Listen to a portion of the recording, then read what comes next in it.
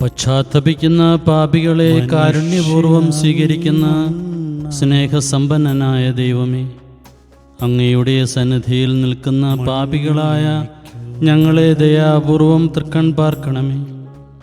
വിനീത ഹൃദയനായ ചുങ്കക്കാരനെ പോലെ അങ്ങയുടെ അനുഗ്രഹത്തിന് ഞങ്ങൾ കാത്തു നിൽക്കുന്നു.